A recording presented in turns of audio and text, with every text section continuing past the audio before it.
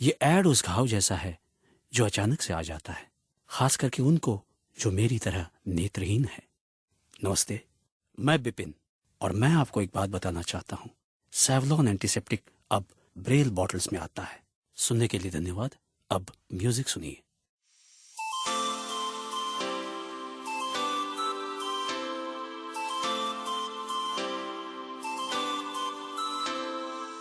Welcome friends, मैं मनीष अग्रवाल स्वागत करता हूं आपका लाइव गो जोन के एक और ब्रांड न्यू एपिसोड में, जिसमें मैं मिलवाता हूं आपको आरपी पेशेंट से। हम जानेंगे उनके आरपी को लेकर एक्सपीरियंस के बारे में कि कैसे वो आरपी के चैलेंज को फेस कर रहे हैं और उससे बाहर निकलकर अपनी ज़िंदगी में खुश हैं। तो वहीं अपने एक्सपीरियंस शेयर करने आ रहे हैं आज मिस्टर मोहित गोयल जी, जो कि आगरा से हैं। तो चलिए स्वागत करते हैं मोहित गोयल जी का। वेलकम मोहित गोयल जी, बहुत बहुत स्वागत है आपका हमारे शो में।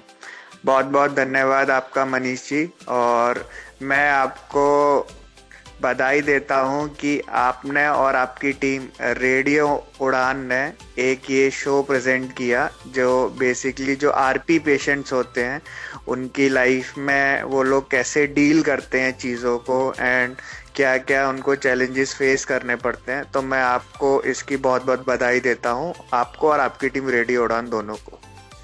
जी शुक्रिया मोहित जी। ये हमारा शो इसीलिए है कि आरपी वाले जो डिप्रेशन में चले जाते हैं, कि सोचते हैं कि हमारी ज़िंदगी में कुछ नहीं है आरपी के बाद, तो उनको थोड़ा मोटिवेशन मिले, वो इंस्पायर हो आप लोगों से, आप लोगों को सुनकर। तो उसके लिए हमने ये शो बनाया है। तो मोहित जी, सबसे पहले हम जानना चाहेंगे आप अभी क्या कर रहे हो? अभी मैं यूको बैंक में असिस्टेंट मैनेजर की पोस्ट पे हूँ, स्केल 1 ऑफिसर। और मेरी पोस्टिंग अभी आगरा में ही है, मेरा जो होम टाउन है। अच्छा जी, तो आपको ये पोस्टिंग कब मिली? मेरे को ये पोस्टिंग मिली थी अगस्त 2018 में। मैंने पीओ ज्वाइन किया था यूको बैंक में एंड 2 साल के बाद वो कंफर्म्ड हो जाते हैं तो उनको फिर असिस्टेंट मैनेजर का पोस्ट में दे दिया जाता है। तो मेरा बेसिकली अगस्त 2018 में ज्वाइनिंग थी। मैंने यूको बैंक ज्वाइन किया था। तो करंट आपका विजन कितना होगा अभी? अभी मेरा विजन 25 to 20% मैक्सिमम बस। अच्छा, तो आप बैंक का काम कैसे करते हो? बैंक का काम मैं बेसिकली 2 असिस्टिव डिवाइसेस हैं जो एक विजुअली इम्पेयर्ड यूज करता है। एक मेरे पास Ruby Excel HD magnifier machine है। वो बेसिकली चीज़ों को मैग्नीफाई करके दिखाता है, तो उससे मैं अपना पेपर वर्क करता हूँ। और सिस्टम वर्क के लिए मैं जॉस सॉफ्टवेयर यूज करता हूँ। वो एक टॉकबैक सॉफ्टवेयर है जो एक विजुअली इम्पेयर्ड यूज करता है। जी जी। तो मोहित जी, आपको आरपी की शुरुआत कैसे हुई? कैसे आपको पता लगा कि आपको कोई रेटिनाइटिस पिगमेंटोसा करके डिजीज है? एक्चुअल में क्या हुआ था 2000 ये बात है 2003 की। जब मैं 11 साल का था ऑलमोस्ट, तो मेरे को आईज में थोड़ा दिक्कत हुआ, मेरे को विजन में इशू हुआ। तो मैंने अपने ही पास में डॉक्टर को दिखाया, तो उन्होंने कहा ऐसा कुछ इशू नहीं है, नॉर्मल बच्चों को चश्मा आ जाता है, लेंस का इशू है। तो वो चश्मा लेके मेरा नॉर्मल रूटीन चलता रहा, मुझे कोई ऐसा दिक्कत नहीं हुआ था उस टाइम पे। जो प्रॉब्लम आई थी वो उस चश्मे से ठीक हो गई थी आपकी उस वक्त? हाँ, मतलब मेरे को जो हल्का सा दिक्कत आती थी, वो जैसे छोटे अक्षर पढ़ने में थोड़ा इश्यू आता था, वो उस चश्मे से रिजॉल्व हो गया था। लेकिन वो धीरे धीरे 1 साल तक वो चला, ऐसा कोई ज्यादा दिक्कत नहीं हुई। फिर जब मैं 8th क्लास में आया तो एक बार हम लोग क्रिकेट खेलने गए, तो मेरे दोस्त ने शॉट मारा। तो बेसिकली बॉल जा रही थी लेफ्ट हैंड साइड और मैं भागा राइट हैंड साइड। तब मुझे उस समय कुछ लगा कि नहीं, दिक्कत कुछ और है, मेरे को ऐसा लगा। तो मैंने अपने घर में बताई। तो फिर हम लोग दूसरे डॉक्टर पे कंसल्ट करने गए, तो उन्होंने बस मुझे ये घर कहा वालों कि ने इसको सीरियसली लिया, ऐसा कुछ नहीं क्या? हाँ जी, सीरियसली लिया तुरंत। मुझे ऐसा मतलब ऐसा नहीं, मैंने ये जैसे इशू शेयर किया तो वो मेरे को 1-2 दिन के अंदर दूसरे डॉक्टर पे कंसल्ट कराने ले गए। तो डॉक्टर ने कहा कि नहीं, कुछ इशू है, पहले आप टेस्ट कराओ, उसके बाद ही मैं कुछ कंफर्म बोल पाऊंगा। मेरे यहाँ टेस्ट नहीं होते हैं, कोई डॉक्टर हैं दूसरे, उन्होंने उनको रेफर किया। एंड फिर हम लोग बेसिकली, वो डॉक्टर दिल्ली से आते थे, आगरा के नहीं थे। तो अच्छा जी। जब हम उन डॉक्टर के पास गए तो वो डॉक्टर उस दिन विजिट नहीं किए थे। तो फिर हमने किसी से पूछा तो एक और डॉक्टर हैं आगरा में, वो इसका टेस्ट करते थे। तो हम लोग अच्छा जी। उनके पास गए तो उन्होंने एंजियोग्राफी कराई थी, आई के लिए एंजियोग्राफी रहती है। तो जब उन्होंने एंजियोग्राफी कराई तो उन्होंने मुझे बोला कि आपको आरपी है और ये अभी ऐसी डिजीज है जिसका प्रेजेंट में कोई ट्रीटमेंट नहीं है और ये नॉन क्यूरेबल है एट प्रेजेंट। तो इसका फ्यूचर में ये भी पॉसिबिलिटीज हो सकती हैं कि ग्रेजुअली आपका विजन लॉस हो। तो उन्होंने मुझे जब जब मैं 8th क्लास में था यानी 2005 में ये चीज कंफर्म की दैट मैं आरपी से अफेक्टेड हूँ। उन्होंने मुझे ये कहा। तो आपने जब सुना कि आपको रेटिनाइटिस पिगमेंटोसा डिजीज है और इसका कोई अभी इलाज नहीं है करंटली, तो और इसमें डैमेज भी होगी आंखें आगे, तो आपको कैसा महसूस हुआ? कुछ शौक लगा? आपने मतलब कैसे संभाला अपने आप को? इतना ऐसा शॉकिंग नहीं, पर मैं ये कहूंगा कि हाँ थोड़ा सा धक्का लगा कि ये क्या इशू हो गया है। तो फिर मैंने उस समय इतना ज्यादा इशू नहीं था तो वो चीज नॉर्मल चलती रही, मैं दवाइयां लेता रहा, वो चलती रही। बट जब मैं 11th-12th क्लास में आया तो मुझे इश्यूज ज्यादा दिखने लग गए। जैसे मुझे बैक बेंच से ब्लैक बोर्ड दिखना बंद हो गया। तो मैं फ्रंट में मैं बेसिकली प्रेफर करता था अपने आप को बैठने में, या किसी दोस्त की हेल्प लेता था कि ब्लैक बोर्ड पे क्या लिखा हुआ है। फिर 12th पास आउट हो गया, उसके बाद चीजें चलती रही, दिक्कत धीरे धीरे बढ़ती रही। मुझे ड्राइविंग में भी बहुत इशू आए। हाँ, ड्राइविंग में दिन में इशू नहीं आता था लेकिन नाइट में बहुत इशू रहता था। ड्राइव करता था मैं, जैसे बाइक ड्राइव कर रहा हूँ या स्कूटर ड्राइव कर रहा हूँ, तो बहुत इशू आते थे उसमें। तो वो दिक्कत धीरे धीरे बढ़ती रही। तो 2012 मिड के टाइम पे मैं डॉक्टर के बाद दोबारा कंसल्ट किया।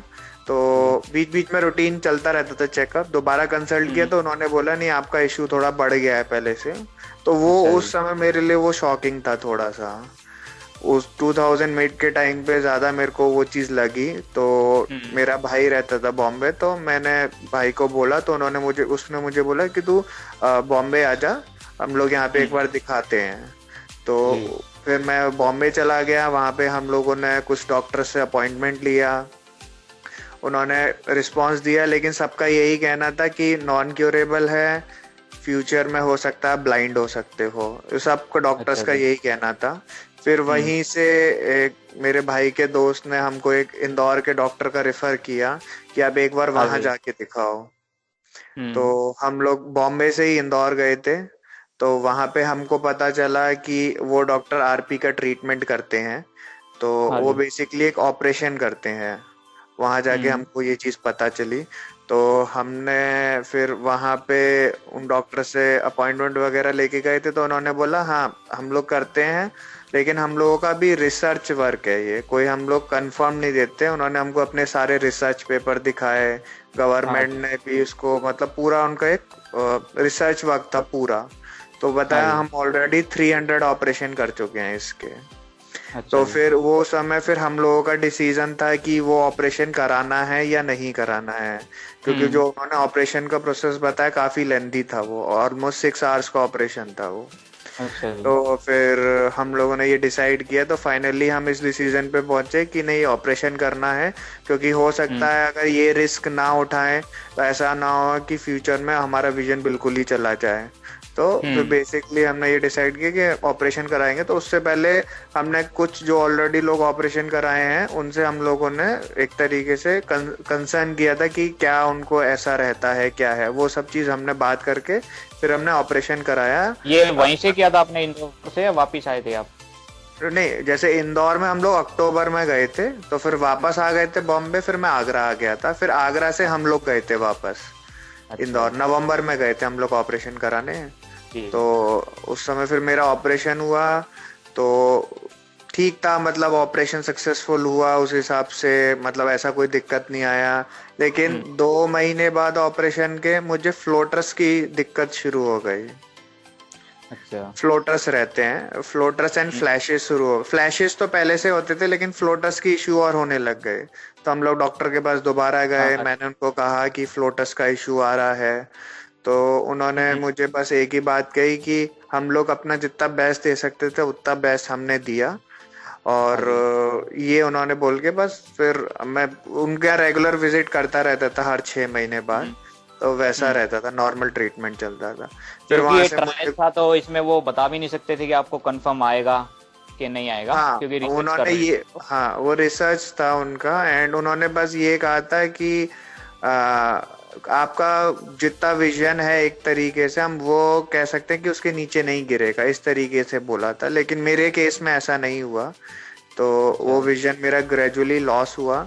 तो मैंने दो उसके साल बाद मतलब वहाँ, लॉस हुआ आपको उसके बाद भी हाँ मेरा तुरंत? उसके बाद कंटिन्यूस लॉस है, विजन धीरे धीरे लॉस हो रहा है। क्योंकि 2012 के टाइम पे मैं नॉर्मल अपना विदाउट एनी असिस्टिव डिवाइस मैं अपनी नॉर्मल मोबाइल चला सकता था, या हम्म। अपने डॉक्यूमेंट्स रीड कर सकता था, वो सब मैं नॉर्मली कर सकता था। फिर मेरे को वहाँ पे बेड रेस्ट था ऑपरेशन के बाद, लेकिन थोड़ा बहुत ऐसे विजिट करने जाना पड़ता था, तो डॉक्टर के पास हम लोग हम्म। जाते थे। उसके हम्म। बाद मैंने 1 साल 1.5 साल वहाँ ट्रीटमेंट लिया। तो मोहित जी, जैसा आपने बताया, डॉक्टर ने आपको बताया था कि ऑपरेशन के बाद आपका स्टेबल हो जाएगा विजन, और आपने उसी उम्मीद में कि हम्म। स्टेबल हो जाए तो भी बहुत है विजन, क्योंकि आपका उस वक्त काफी विजन था, तो उसके लिए हम्म। ऑपरेशन करा लिया। उसके बाद भी आपका विजन स्टेबल नहीं हुआ, और आपका आज इतना विजन लॉस हो चुका है उसके बाद भी। तो उसके बाद फिर आपने आगे क्या सोचा कि आपको क्या करना है? पढ़ाई तो आई थिंक आपकी हो गई थी उस टाइम तक।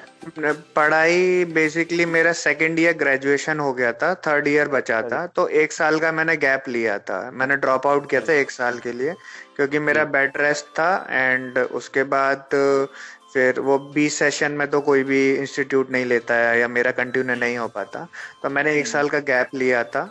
एंड उसी बीच मुझे पता चला कि हम जो विजुअली इम्पेयर्ड होते हैं तो उनके लिए एक गवर्नमेंट जॉब्स रहता है, क्योंकि प्राइवेट कंपनीज मोस्टली प्रेफर नहीं करती हैं, तो गवर्नमेंट जॉब्स का रहता है। तो विजुअली मेरे इम्पेयर्ड को दोस्त, रिजर्वेशन देता है गवर्नमेंट जॉब्स में। हाँ 1% का रिजर्वेशन रहता है गवर्नमेंट के द्वारा जी। वीआई को। तो उस टाइम पे फिर 2013 के एंड में मेरे दोस्त वगैरह ये कंपटीशन की तैयारी कर रहे थे, तो उन्होंने मुझे थोड़ा रिसर्च करके बताया कि ऐसा ऐसा रहता है भाई। तो उस समय फिर मैंने अपनी पढ़ाई शुरू करी थी 2013 में। अच्छा। 2013 नवंबर से पढ़ाई शुरू की थी। उससे पहले मैंने अपने पढ़ाई के लिए बेसिकली, अब मैं नॉर्मली वो रीड नहीं कर सकता था, तो फिर मैंने बॉम्बे से Ruby Excel HD magnifier machine purchase किया था डॉक्टर को कंसल्ट करके। तो उन्होंने कहा हाँ था जी। हाँ ऐसी डिवाइसेस रहती हैं, आप वो यूज करिए, वो फ्यूचर में आपको हेल्प करेंगी। जिसका इस्तेमाल करके आप प्रिंट पढ़ सकते हो, ऐसा कोई डिवाइस बता रहे हो आप? हाँ जी।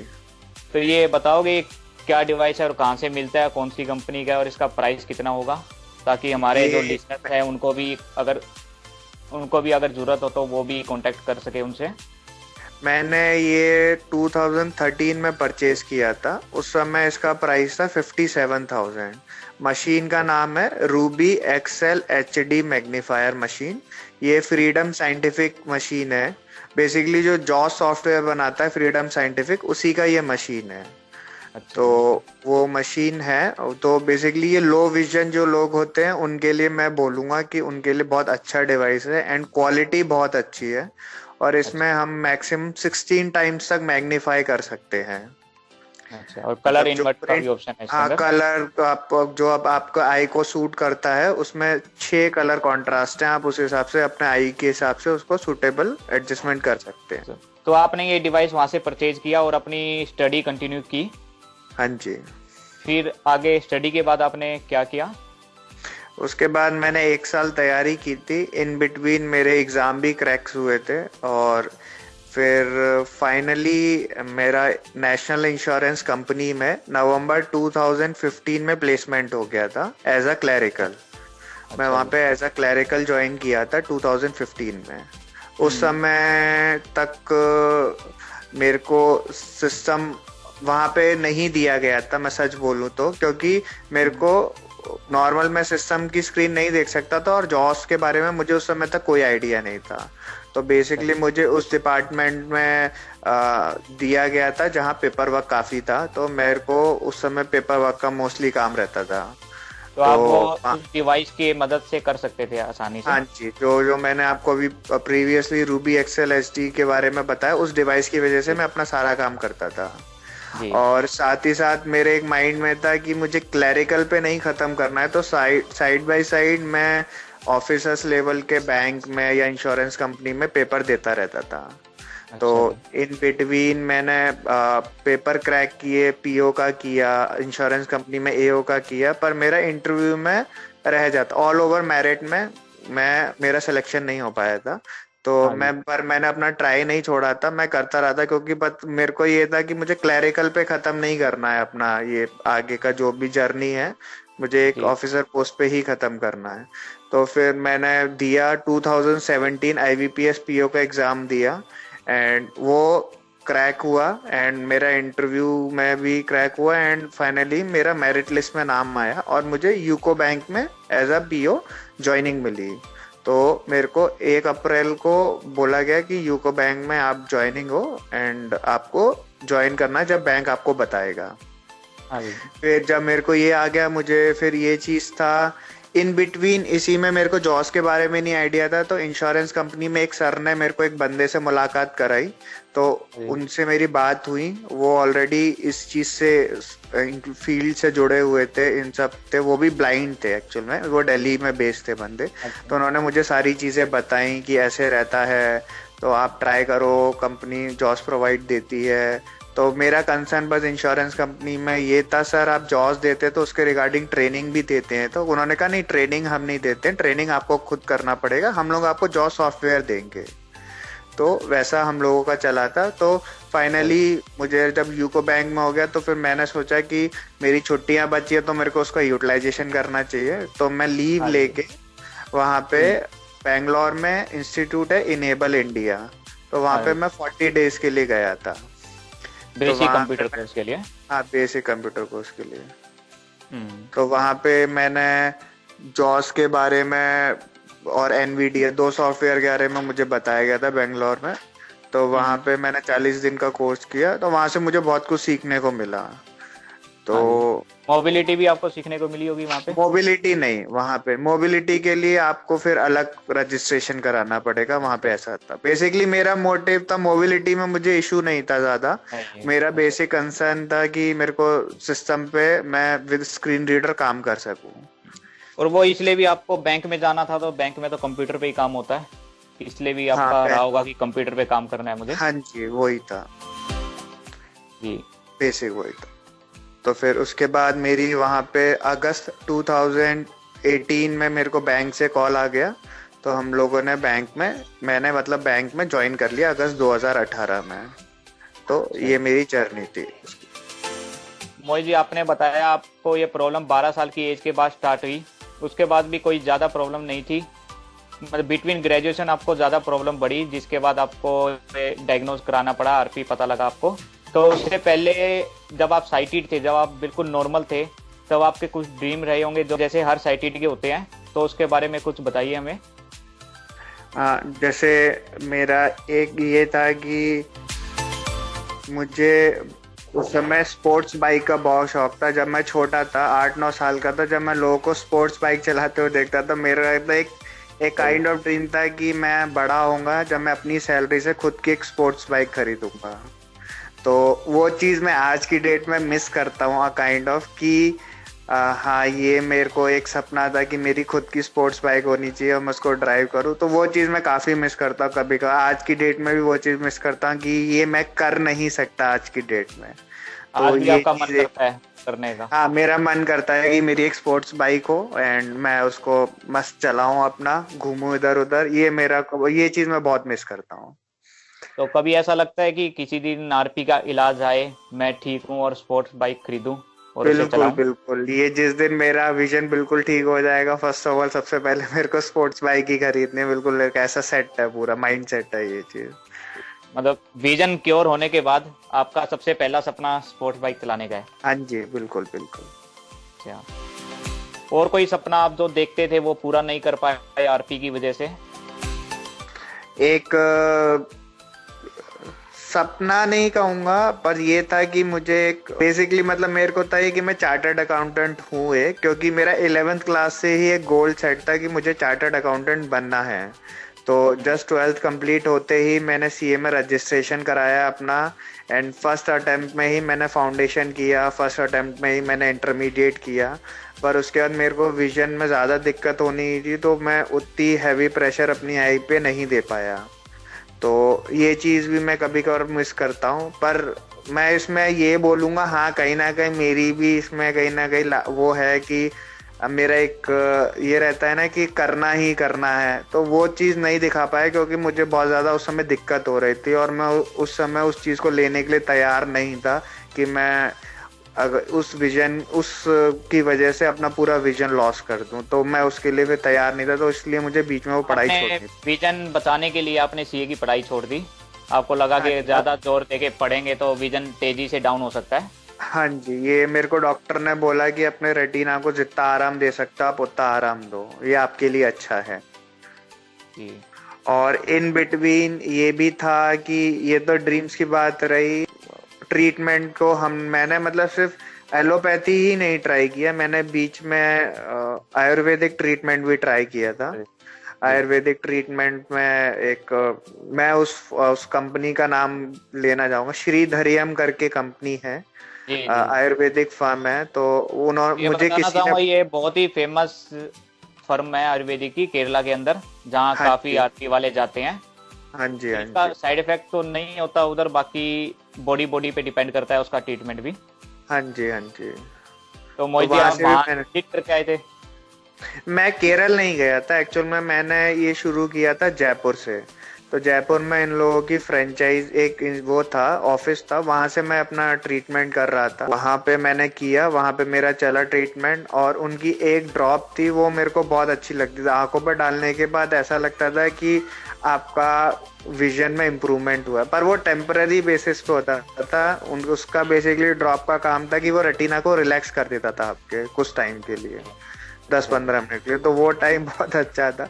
उसके बाद फिर उन्होंने बोला कि आप सिटिंग लो, सिटिंग बेसिकली उनकी जो थेरेपीज रहती हैं। तो केरल जाना तो उस समय पॉसिबल नहीं हो पाया था, तो भाई था मेरा बॉम्बे में, तो मैंने बॉम्बे से लिया था उनका थेरेपी। तो 15 दिन की इनकी थेरेपी रहती है, तो मैंने एक थेरेपी ली थी, उसके बाद नॉर्मल मैं अपनी दवाई लेता रहा। फिर उसके बाद वो डिसकंटिन्यू हो गया, मैं उसको कंटिन्यू नहीं कर पाया, तो फिर मैंने वो चीज़ वहाँ पे छोड़ दी। उसके बाद मैंने फिर मेरे को किसी ने बताया कि दिल्ली में एक डॉक्टर हैं, दिल्ली में डॉक्टर हैं उधर निजामुद्दीन स्टेशन के पास, तो वहाँ पे मैं गया। तो बेसिकली वो आयुर्वेदिक डॉक्टर हैं वो भी, तो उधर से मेरी मेडिसिन चल रही थी लास्ट 2 ईयर्स से। लेकिन अभी कोरोना के चक्कर में उधर भी जाना ऑलमोस्ट पिछले 8 महीने से मैं जा ही नहीं पा रहा हूँ, क्योंकि कोरोना अभी इस लेवल पे है।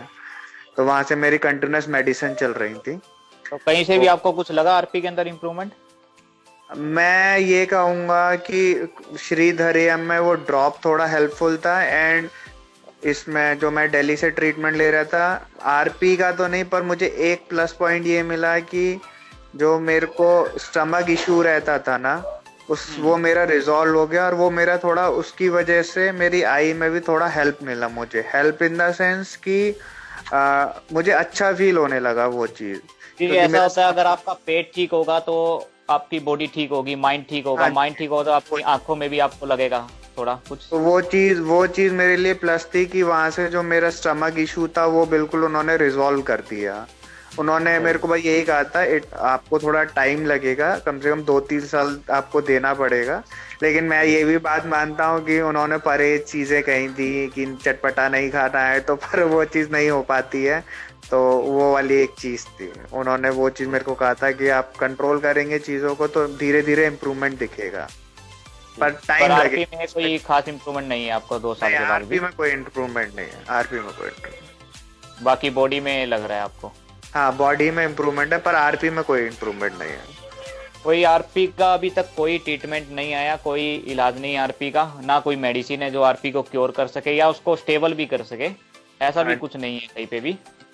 अभी फिलहाल तो नहीं है, लेकिन बोलते हैं इस तरीके से कि स्टेम सेल्स थेरेपी पे काम कर रहे हैं, तो इन फ्यूचर ये पॉसिबल है कि स्टेम सेल्स थेरेपी पे ये चीज आ जाए। फ्यूचर में तो होप है कि इसका ट्रीटमेंट आ जाएगा, पर अभी इस वक्त नहीं है। तो वही मैं अपने लिसनर्स को कहना चाहूंगा कि आप ट्रीटमेंट के चक्कर में ना पड़े ज्यादा, ट्रीटमेंट हाँ, अपनी मैं जगह बस है, इसकी बजाय एक अपना चीज पढ़ाई करे, स्टडी करे, अपनी जॉब ले और अपने पैरों पे खड़े हो।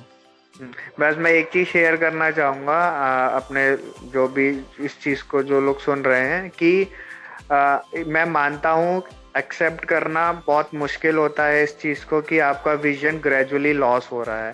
मैं इसमें हाँ। दो चीज समझता हूँ। अगर किसी का एकदम से विजन लॉस हो जाता है फॉर एग्जाम्पल, तो वो धीरे धीरे उसको पता है कि मुझे इसको अडेप्ट करना है, मोबिलिटीज हो गई या असिस्टेड डिवाइस हो गई। सबसे ज्यादा मुझे लगता है उनके लिए डेंजर सिचुएशन है जिनका धीरे धीरे धीरे विजन जाता है, क्योंकि उनके में हमेशा एक असमंजस की स्थिति रहती है, क्या वो नॉर्मल की तरह जीना सीखे या असिस्टेड डिवाइस पे डिपेंड होना सीखे।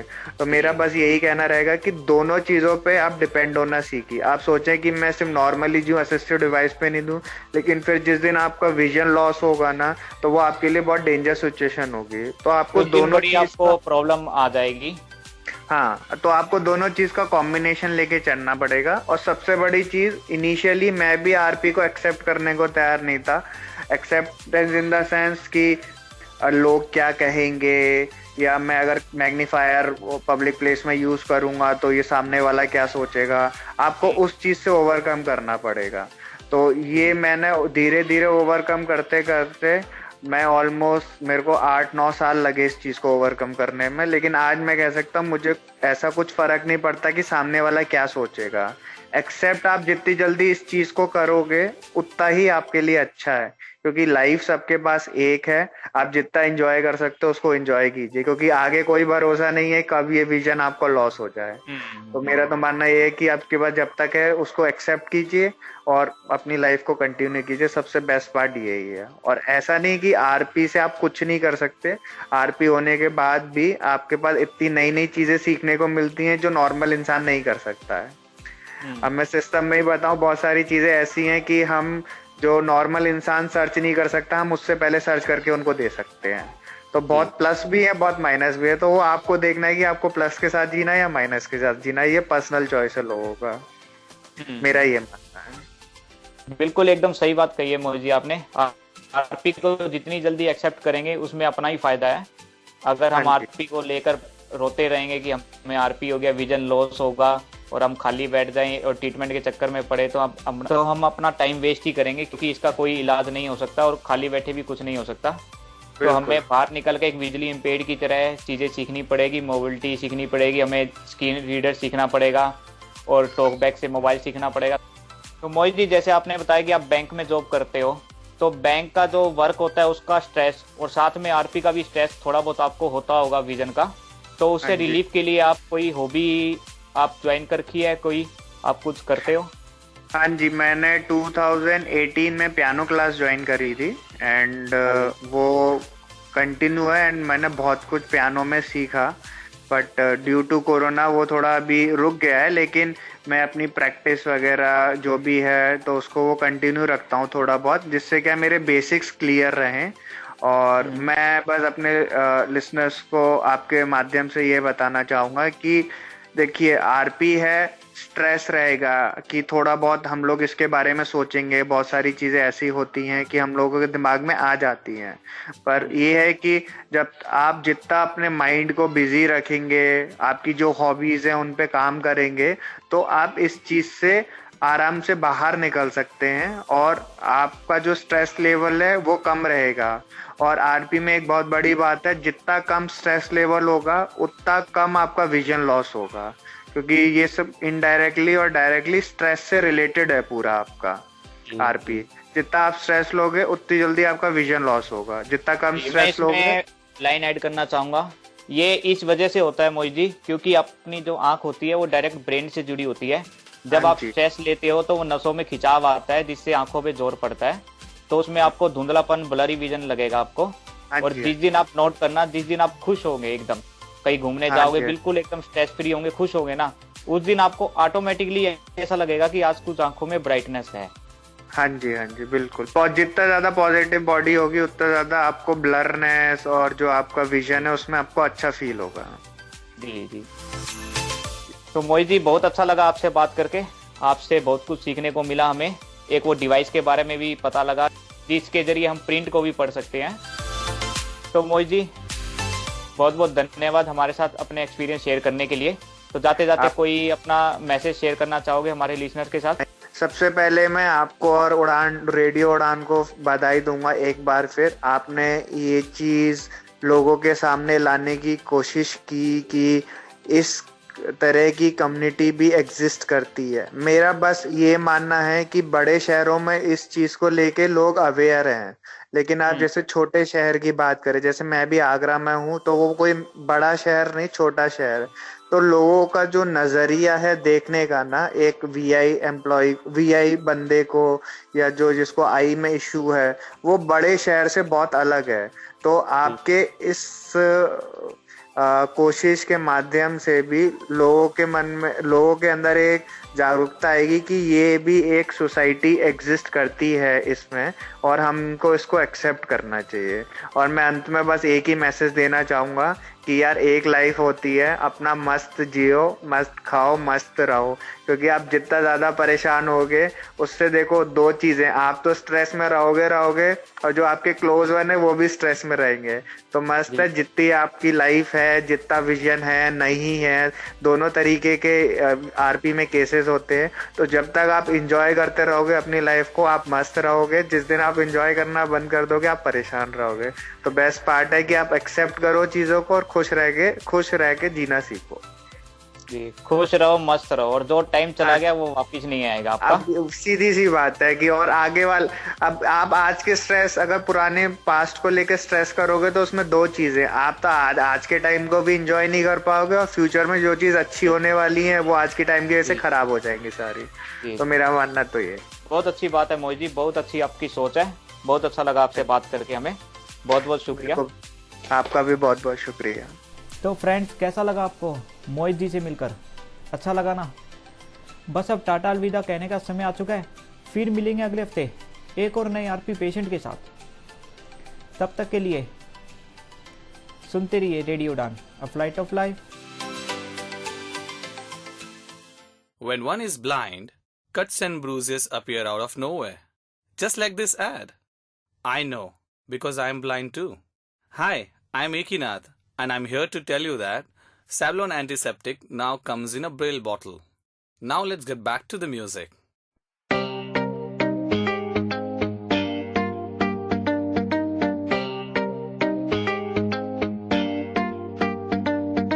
Listen to my baby, I wanna say something to you. अरे इतना एटीट्यूड में छोरी रहती है क्यों? चलो मान लिया तू क्यूट है, इसमें ना कोई झूठ है। जिसके आगे कोई ना बोले, तने देख वो बंदा म्यूट है, अरे तू छोरी है या बम, तने मार दिए हम, बाकी कोई ना कमी, बस ये नखरे कर दे कम। रे तू छोरी है या बम, तने मार दिए हम, बाकी कोई ना कमी, बस ये नखरे कर दे कम। भगवान की कसम।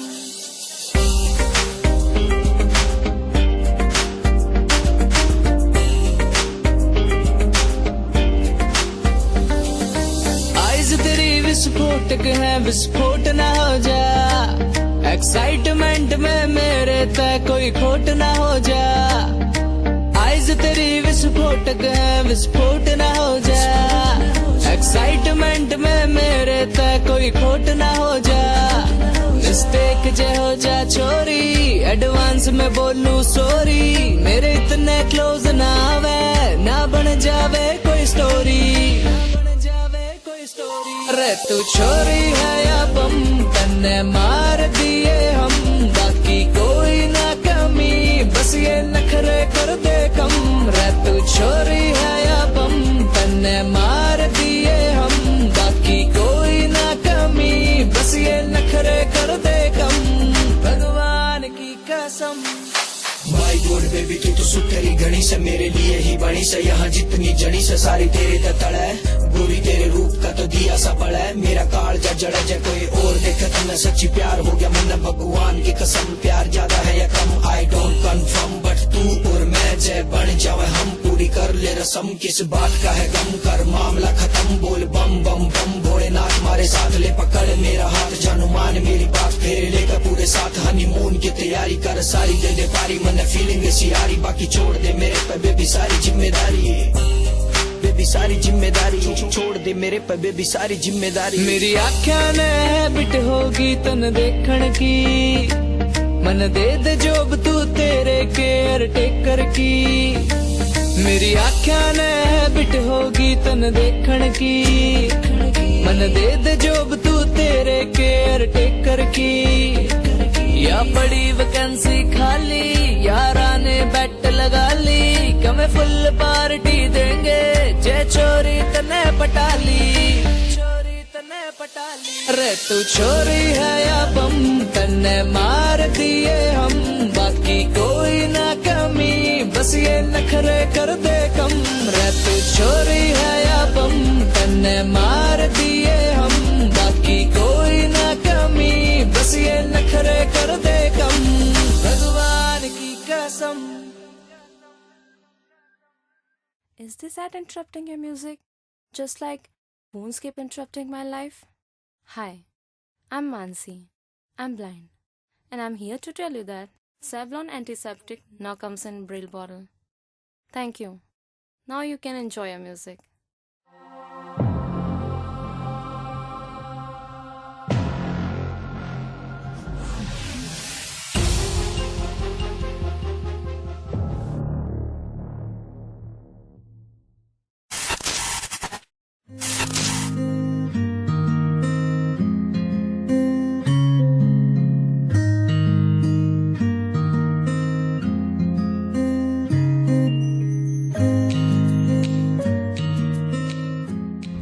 विकी भाई घना ही डर है।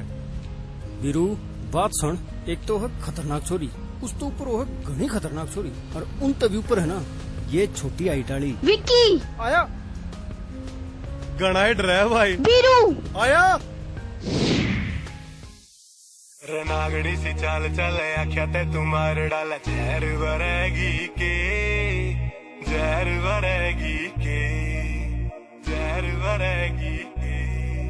रनागणी सी चाल चल आख्या ते तुम्हारे डाला जहर भरेगी के, जहर भरेगी के।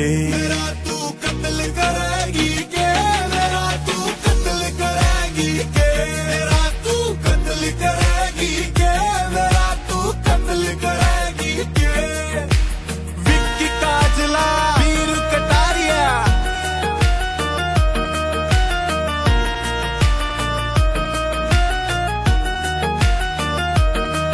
रह देखा नखरा नखरों का, नखरा ते वातड़ पावे से। इन आशिका में आशिकी की आग सी तू लावे से, आग सी तू लावे से। अरे देखा नखरा नखरों का, नखरा ते वातड़ पावे से। इन आशिका में आशिकी की आग सी तू लावे से, आग सी तू लावे। बड़ी बंदूक धरेगी के, ये रफल कराएंगी के। मेरा तू कत्ल करेगी के, मेरा तू कत्ल करेगी के, मेरा तू कत्ल करेगी के, मेरा तू कत्ल करेगी के।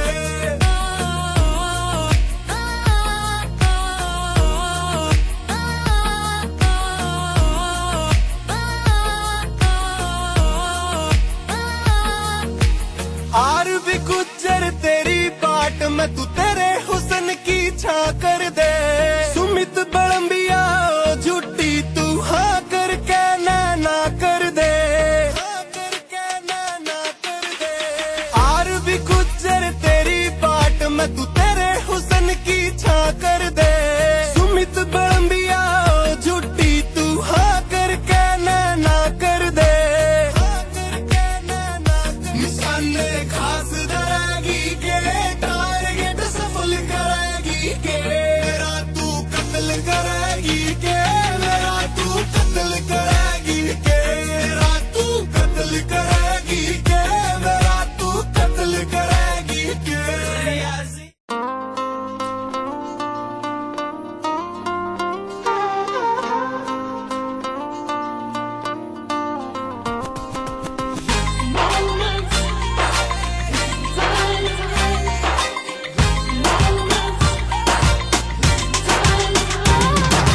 कर दिए सानू अजकल सोनिए आजा लॉन्ग ड्राइव उत्ते गल सोनिए कर दिए सानू अजकल सोनिए आजा लॉन्ग ड्राइव उत्ते गल सोनिए 180 miles on the freeway 180 miles on the freeway गड्डी नू पहुंचा लिए गोरिए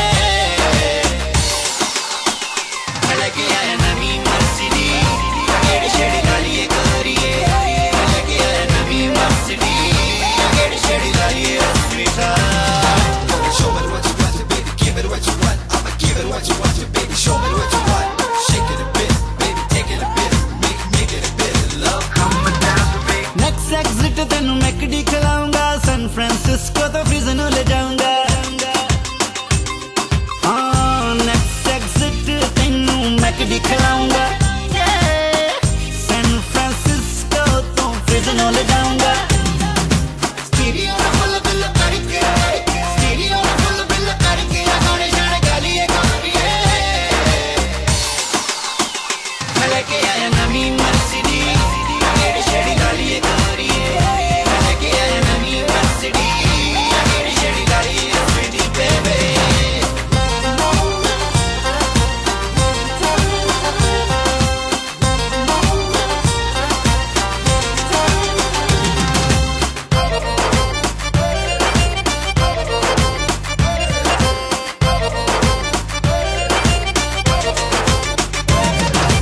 Every time every day सच्ची missing sweetie चैन नहीं आਉਂਦਾ मेरे दिल नू sweetie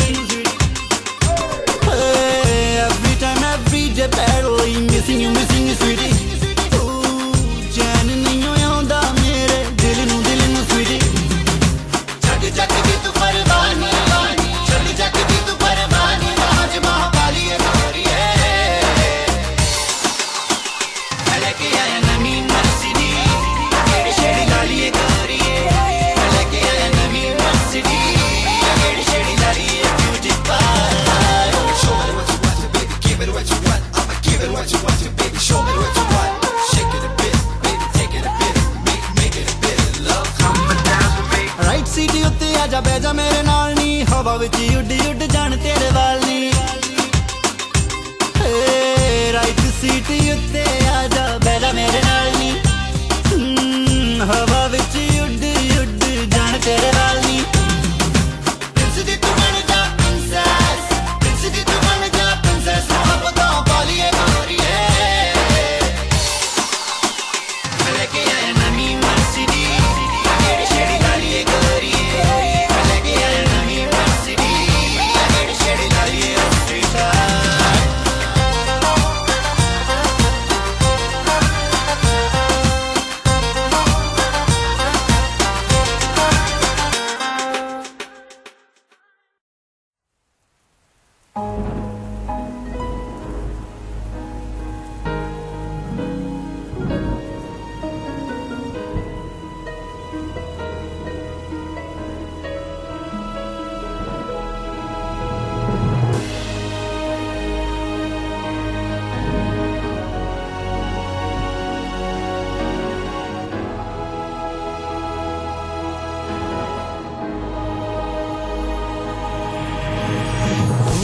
जुदा होयो पर तेरी याद जुदा ना होई तू जुदा होयो पर तेरी याद जुदा ना होई जान मेरी तन्हाइयां दे नित गल लग लग के रोई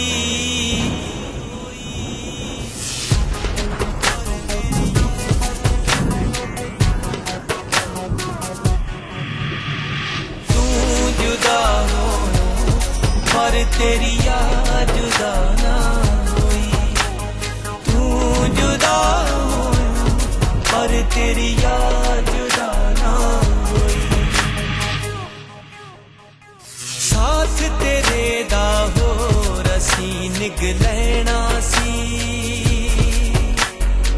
तू इस मोड़ ते नहीं अलविदा कहना सी साथ तेरे दा हो रसी निगलैना सी तू इस मोड़ ते नहीं अलविदा कहना सी रोम रोम रोम विच अज भी तेरे साहां दी खुशबोई तू जुदा हो पर तेरी याद जुदा ना होई तू जुदा हो पर तेरी याद जुदा ना होई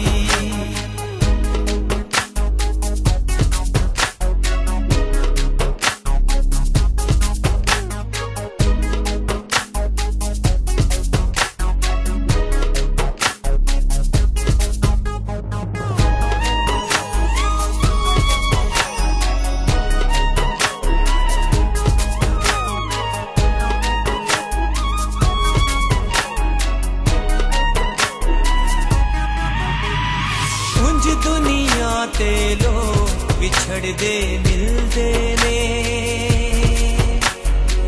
बिन तेरे सब चाही मर गए दिल दे ने उंज दुनिया ते लोग बिछड़दे मिलदे ने बिन तेरे सब चाही मर गए दिल दे ने दब लवां दिल दी नुकरे ना जावे पीड़ लकोई तू जुदा हो पर तेरी याद जुदा ना होई तू जुदा हो पर तेरी याद जुदा ना होई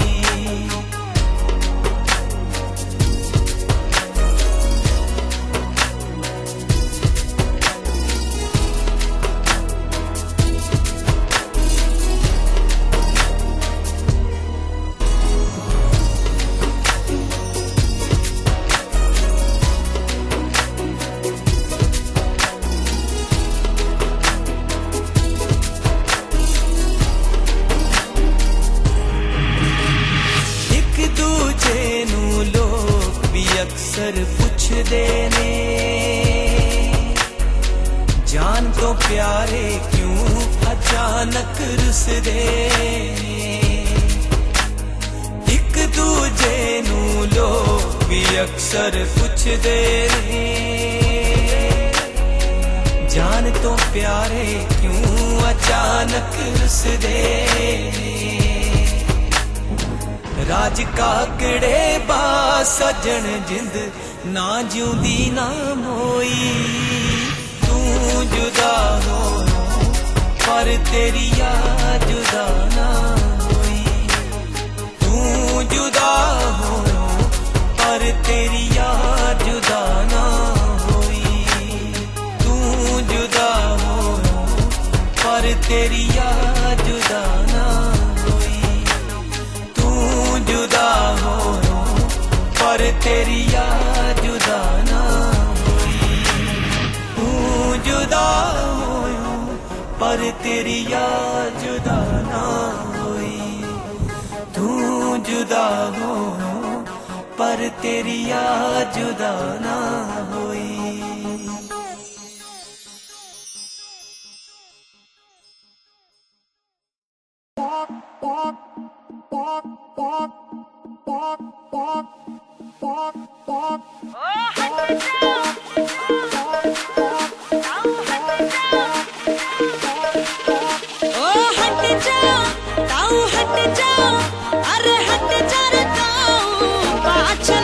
मन टल्ली हो करना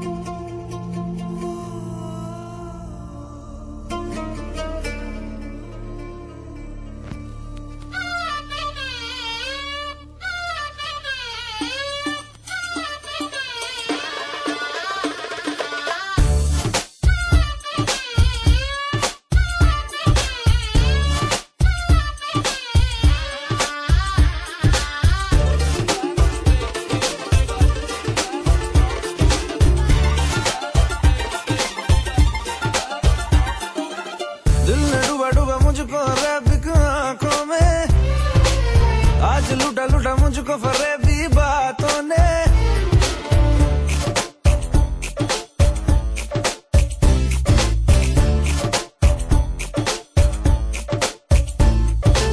दिल ने डूबा डूबा मुझको रैबिक आंखों में। आज लूटा लूटा मुझको फरेबी बातों ने। दिल ने डूबा डूबा मुझको रैबिक आंखों में। आज लूटा लूटा मुझको फरेबी बातों ने। खाम खाजा सीने में प्यार के महीने में एक ही इशारे पे दिल चीज तुझे दे दी, दे दी, दे दी, दे दी, दे दी, दे दी, दे दी, दे दी, दिल चीज तुझे दे दी, दे दी। हाँ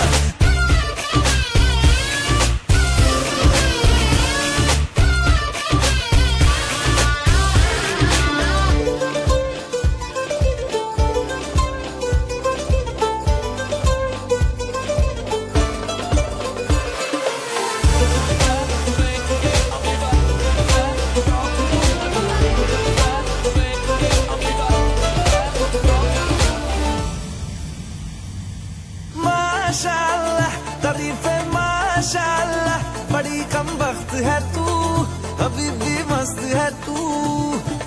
वल्लाह वल्लाह अदाए वल्लाह वल्लाह, बड़ी ही सख्त है तू, अभी भी मस्त है तू। बार बार जो देखा दो दफा न सोचा, एक ही इशारे पे दिल चीज